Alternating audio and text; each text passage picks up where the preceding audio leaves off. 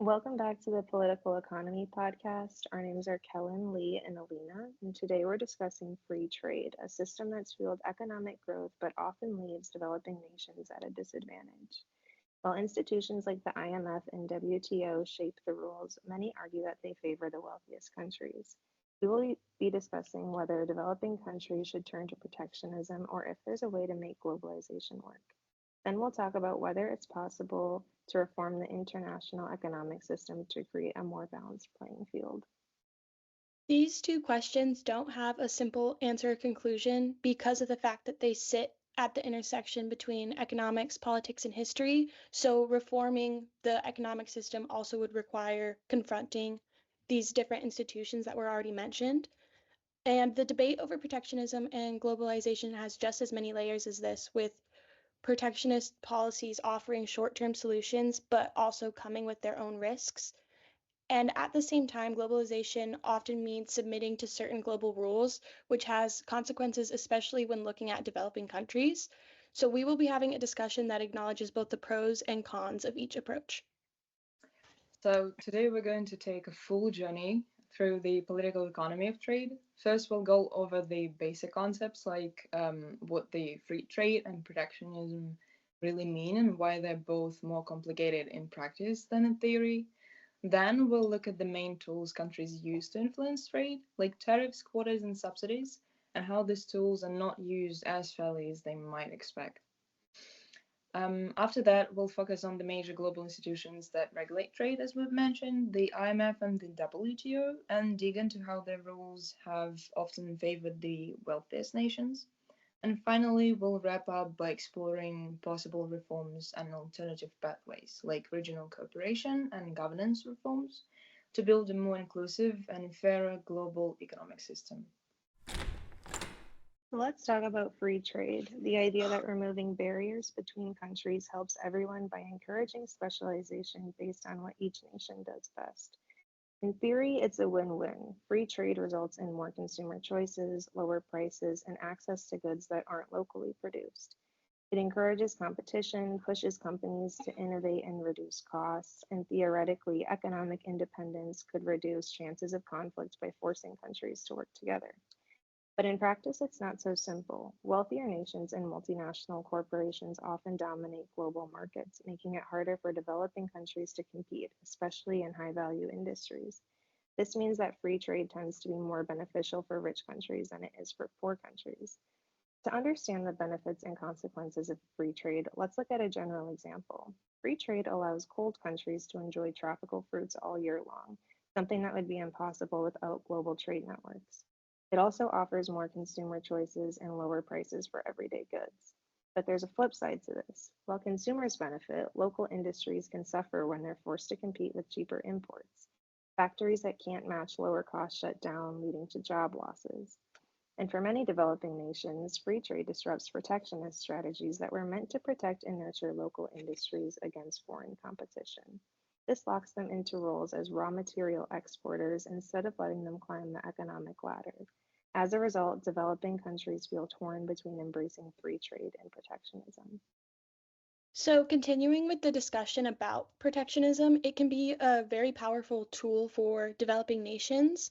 And the basic idea of protectionism is to help infant industries from the dangers of international competition until they're strong enough to actually compete on their own. So, things like tariffs, quotas, and subsidies can give domestic businesses a chance to grow without being crushed and overpowered by cheaper and more established foreign competitors. A good example of how protectionism operates is in the 19th century, the US relied heavily on protectionism to develop a base for their manufacturing, and Britain also protected itself during its own early industrialization period and only actually promoted free trade once it had already gotten the global dominance. And even today, the narrative that surrounds free trade often serves as a disguise for a reality of selective protectionism, and this can be seen in agricultural subsidies in the US and the EU. So, farmers in richer countries will receive billions of dollars in subsidies, which allows them to sell their products for lower prices, which is something that farmers in developing countries are completely unable to compete with. While some are told to embrace open markets and competition, others continue to protect their own industry and suit only their own interests. And this obviously is going to create a tension between developing countries and the richer countries, because developing countries are pressured to get rid of their trade barriers in the name of globalization, but the countries that are pressuring them are benefiting from doing the opposite. So in turn, this fuels resentment and raises questions about what a fair global system would actually look like. Now, as both Kellin and Lee mentioned, the reality of free trade is far messier than economic models suggest. Protectionism isn't simply the opposite of free trade, it's a strategic choice that can work if carefully managed. Take South Korea, for example. In the 1960s and 70s, Korea protected its infant industries aggressively through tariffs and subsidies. But protection wasn't indefinite, it was tied to performance. Companies like Samsung had to prove they were becoming internationally competitive to continue receiving support. This conditional protectionism helped South Korea transition from a poor, agrarian economy into a major industrial power. However, protectionism can also go wrong. For example, in some Latin American countries, in the 20th century, prolonged protection without innovation led to inefficiency, corruption, and economic stagnation. This shows that protectionism isn't good or bad by itself, it depends on how it's used. A balanced approach is critical. Developing countries can integrate into global trade gradually while protecting key sectors like agriculture, technology, or energy until they're strong enough to compete globally. At the same time, countries need to be cautious not to rely on protectionist policies indefinitely because it can sometimes create a political cultural resistance to innovations. Strategic protectionism works best when it's time-bound, targeted, and coupled with strong investments in education, infrastructure, and technology. Countries can also need to avoid what economists call rent-seeking, where industries lobby for permanent protection even when they no longer need it. Rather than seeing globalization as an all or nothing model, policymakers should focus on finding a dynamic balance between openness and strategic safeguarding. Now let's look at how countries can implement protectionism. There are three major types of protectionist policies: tariffs, quotas, and subsidies, and each policy offers different benefits and consequences. So let's start with tariffs. Tariffs are taxes on imported goods that make foreign products more expensive and help local industries compete and get stronger. While tariffs are often defended as necessary for economic fairness, in reality, they tend to spiral into trade wars that hurt everyone. For example, the US recently placed tariffs on Chinese imports, and China hit back with its own tariffs on American goods like automobiles. The result was higher prices for businesses and consumers on both sides and continued economic tension.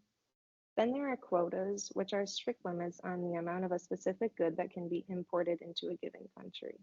Instead of raising prices like tariffs, quotas can simply just cap supply. A great example of this is the US sugar quota. It's framed as protecting American farmers by limiting how much foreign sugar can come in. This helps American producers stay profitable, but it raises prices for everyone else. For instance, candy and soda makers either have to pay more for sugar, use artificial sweeteners, or find backdoor ways to import sugar. So while quotas can help producers, they can also lead to supply shortages, reduce consumer choices, and encourage smuggling or illegal efforts that attempt to bypass restrictions. Finally, subsidies are financial assistance programs provided by the government to domestic producers that help them compete with foreign firms. They can lower production costs and make domestic goods cheaper than imported ones. However, they can lead to overproduction, strain government budgets, and provoke international trade disputes. For an example, let's look at the EU again. EU farmers get subsidies to keep food prices stable and competitive, but it's led to overproduction in wine and butter. These policies are not only waste resources, but at the same time keep farmers in poorer countries excluded from global markets. This demonstrates how subsidies are vulnerable to distorting markets and harming developing nations. To understand exactly why protectionism continues to remain controversial, it's important to look at cases where developing countries attempted to protect their economies and instead ended up being restricted by international institutions. So, a good example is the banana wars of the 1990s. The EU tried to give certain trade preferences to former colonies in the Caribbean, and allowed small banana producers to sell to Europe without facing competition of the US companies. But the US, who was acting on behalf of those institutions, challenged these preferences at the WTO, and the WTO ended up ruling against the EU and Caribbean producers and sided with multinational corporations over the economies of developing nations. So this ended up sending a very clear message that even targeted support for vulnerable economies could be seen as illegal under certain global trade rules. Another example of this is India's solar panel case. India had launched a program to expand their renewable energy sector and required that a certain percentage of solar panels be made domestically. But again, the US ended up challenging this policy at the WTO and said that India's domestic content requirements violated free trade agreements. So again, the WTO ended up ruling against India, which forced them to roll back their program. And these two cases help to highlight a much deeper issue that the institutions that govern international trade are portrayed to be neutral, but in reality, they reflect the interests of the richest countries. Developing nations often have less negotiating power, fewer legal resources, and less influence starting from the beginning and the setting of the rules in the first place. When they try to use the same strategies that rich countries use to grow, they are punished instead. And so this makes the issue not only an economic one, but it goes deeper into who gets to write the rules, who gets to break them, and who has to actually follow them. So to continue that, when we talk about tools like tariff quotas and subsidies, we're really talking about who gets to compete fairly and who doesn't. Tariffs, taxes on imported goods, can make local industries more competitive. Quotas, limits on how much can be imported, protect supply chains. And subsidies, direct financial aid to domestic producers, lower costs for local businesses. The irony is that wealthy countries use these tools extensively, but when developing countries attempt similar strategies, they are punished.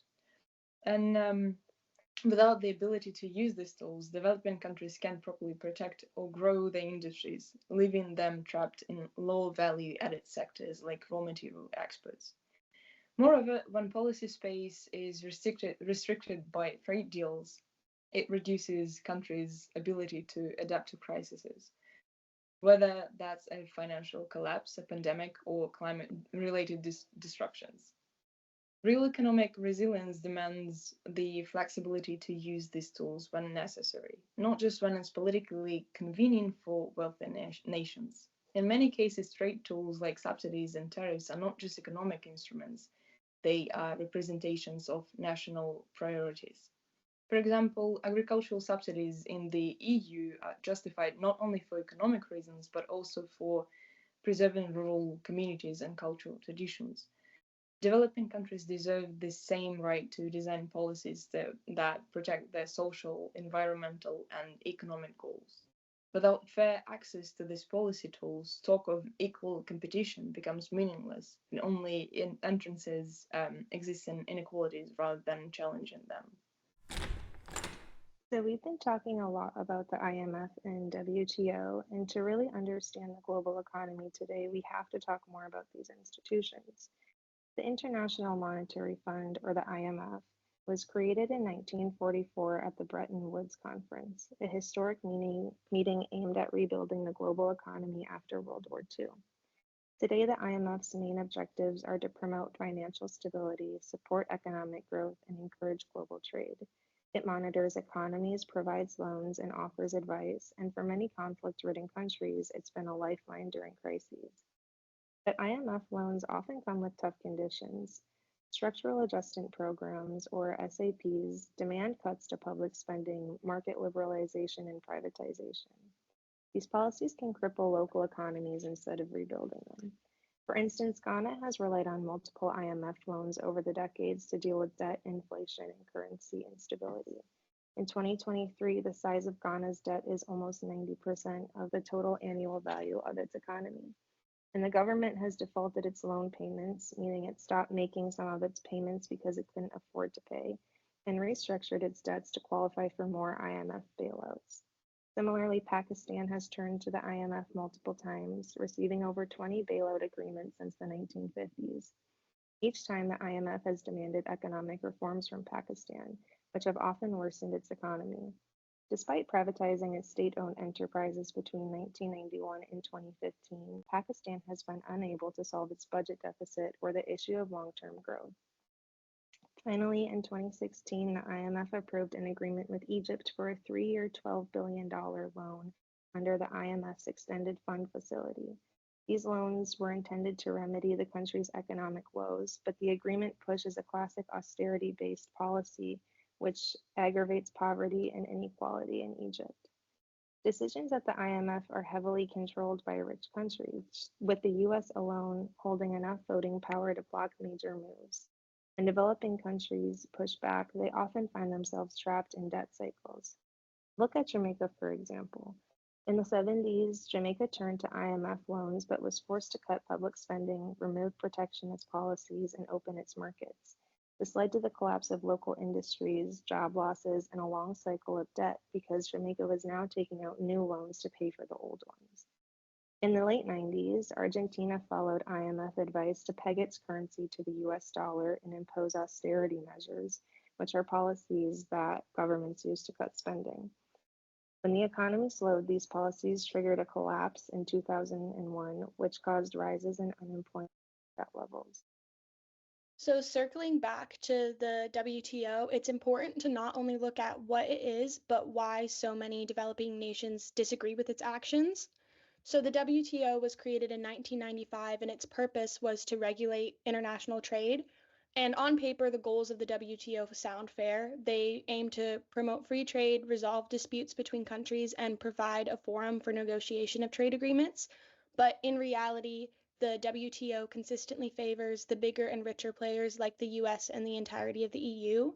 One major issue that this favoritism can be seen in is the process of decision making. Technically, every country gets a vote, and any decisions are supposed to be made by consensus, but instead, the wealthiest countries dominate. So the smaller developing countries often aren't even present when the real decisions get made, and so the process is stacked against them. There's one example that clearly shows this. The Agreement on Trade-Related Aspects of Intellectual Property, or TRIPS. TRIPS forces countries to enforce strict intellectual property laws, like patents and copyrights, at an international level. The impact of this is devastating for poorer nations. For example, TRIPS made it a lot harder for developing countries to produce medicine, and this was especially prominent during the HIV and AIDS epidemic, where countries like South Africa wanted to manufacture cheaper versions of these drugs, but under TRIPS, they faced legal and financial pressure from pharmaceutical giants, and therefore also pressure from the governments of the US and Europe. TRIPS was pushed through by wealthy nations to protect their own corporate interests, even though it severely restricted access to essential medicine. And this is a perfect example of how free trade can prioritize profit above everything else.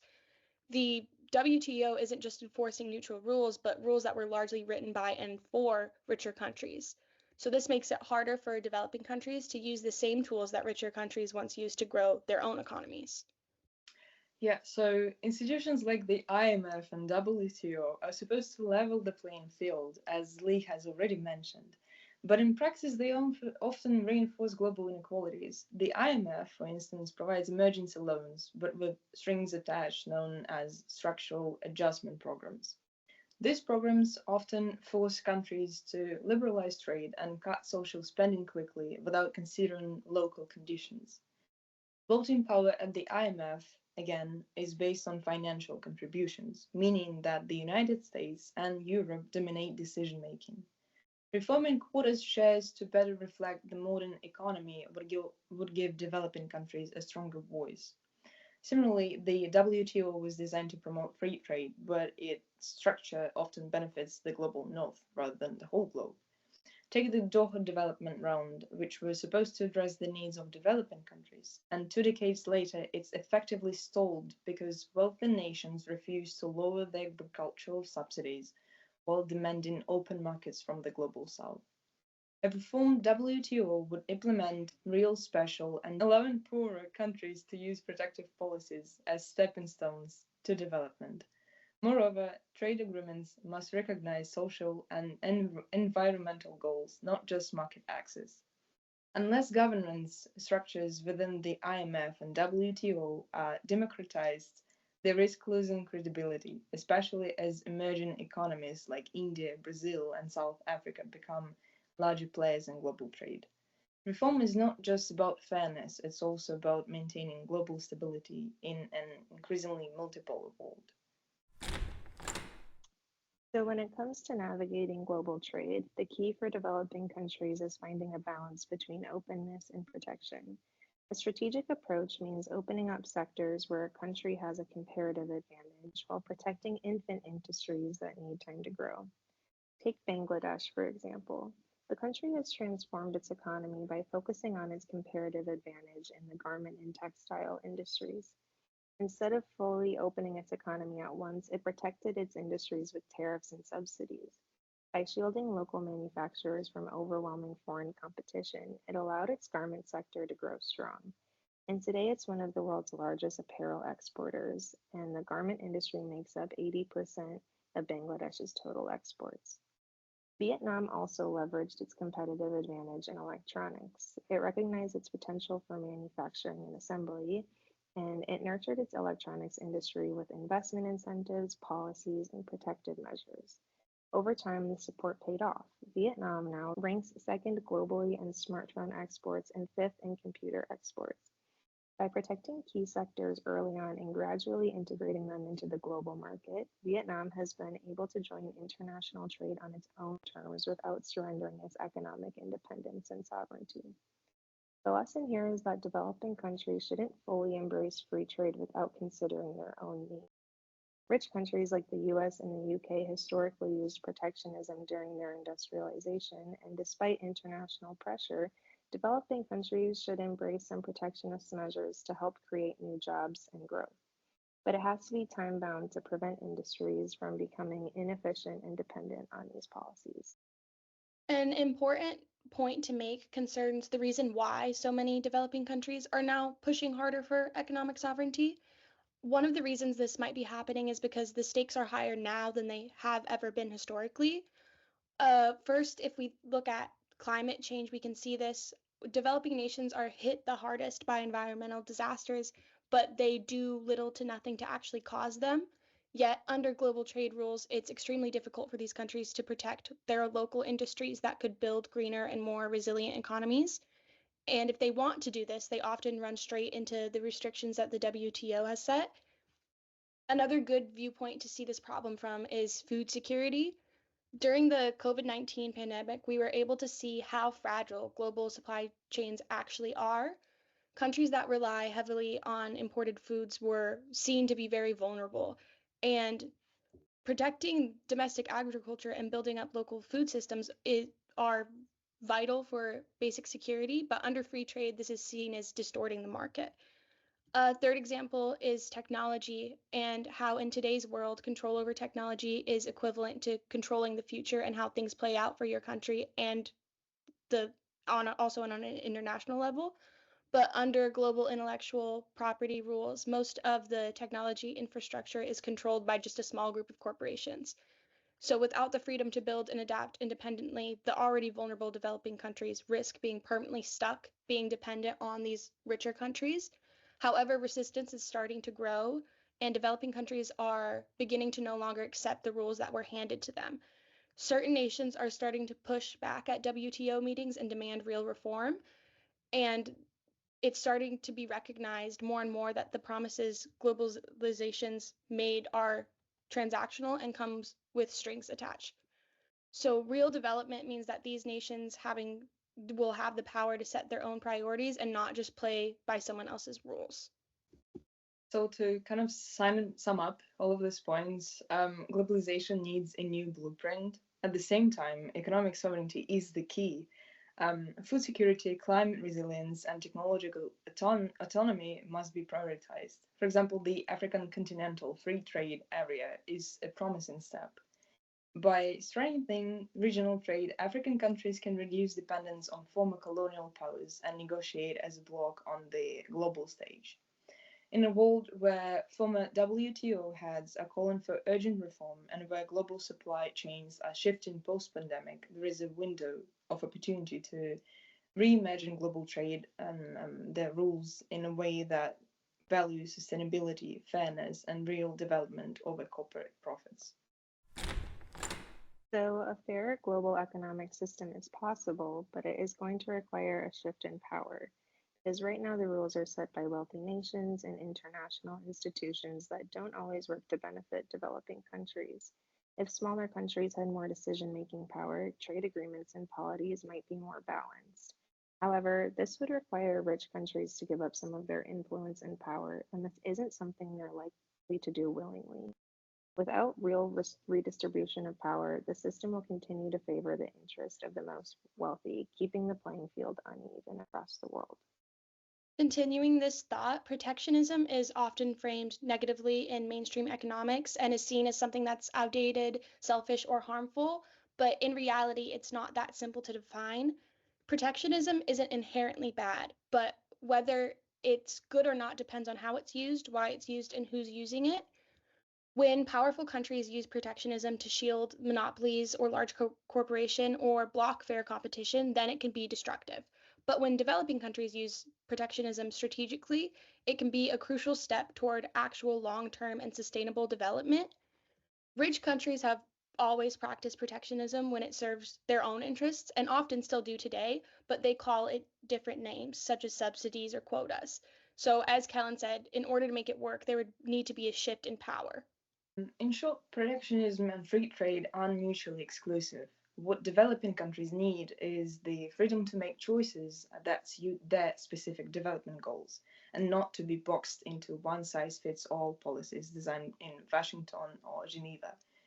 Building a fairer global system means reforming institutions, redistributing power, and most importantly, respecting the economic sovereignty of all nations.